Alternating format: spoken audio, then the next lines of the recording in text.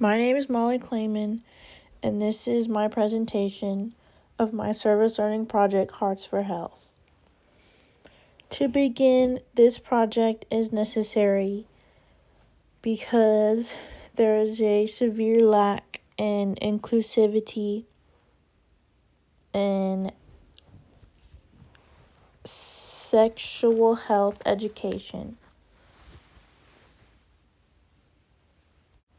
Currently, there's a service called Health Confianza, which is Spanish for trust and confidence.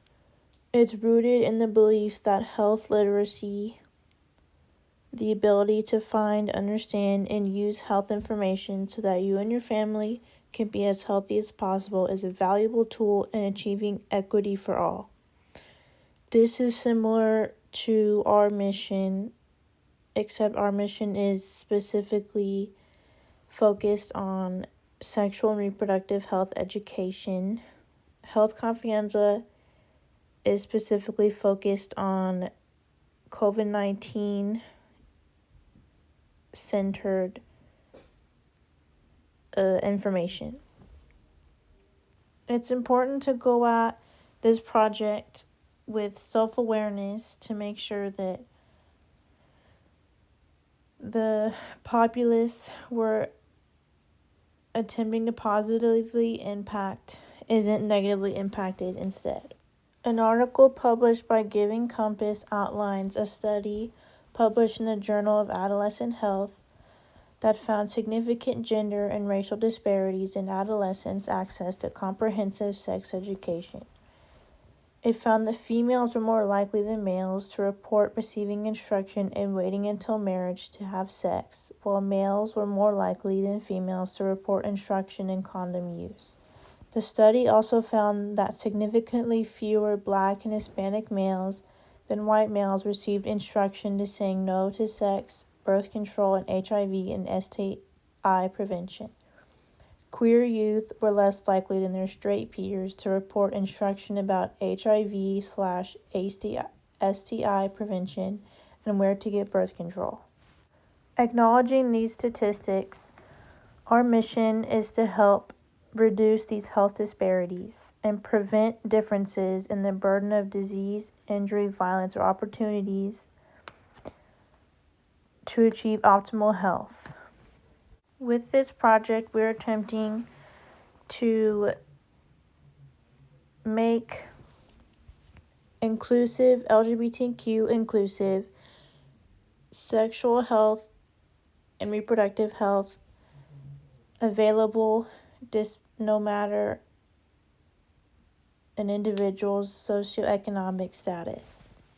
As outlined on my poster, Project Hearts for Health will use creative courage to pitch our idea in a meaningful way to Health Confianza so we can hopefully work side by side.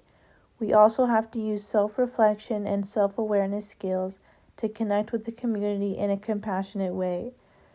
This also includes ethical reasoning to make sure the project doesn't stray from the goal of creating a safe, supportive, and compassionate San Antonio. For the timeline of this project, for the first month, we plan to reach out to professors, students, and potential volunteers, and also spread word via social media, tabling, flyers, posters, and ads. The second month, we plan meetings, develop goals, and begin the classes to educate the volunteers. In the third month, we'll continue these classes and plan fundraising events. The fourth month, we'll have our fundraising event. We'll gather the supplies for the pop-up event, and we'll work through any issues that arise. The fifth month, we'll have our first pop-up sex education event. And then in the future, it will hopefully continue once a month.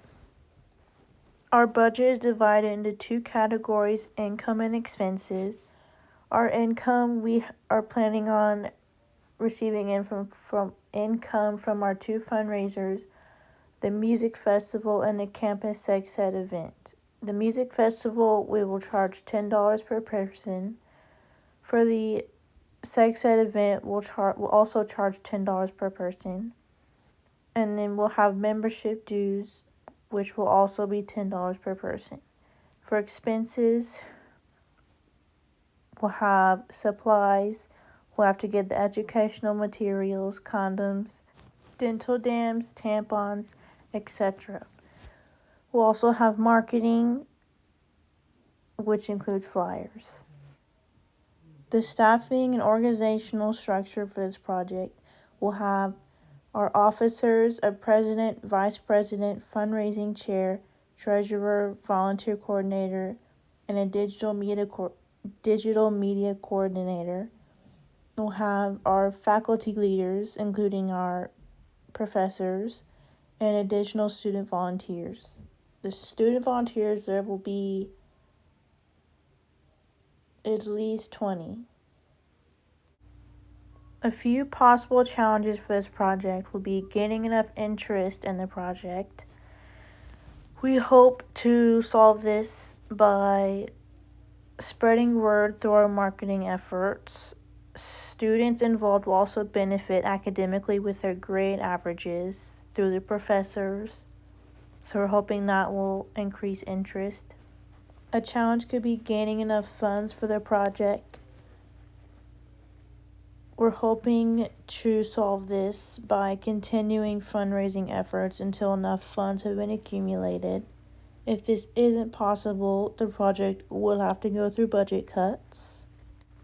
Another very important challenge that could arise is misinformation, and we hope to avoid this by having the volunteers be heavily monitored by professors and local experts that are willing to volunteer.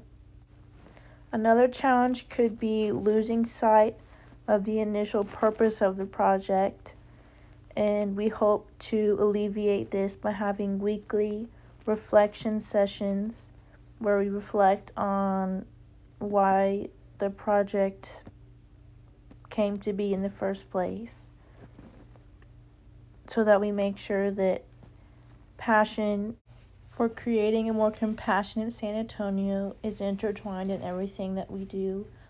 We'll also reflect on how we can make sure that this project makes a lasting impact in various ways, and how we can make sure that they outlive the project itself.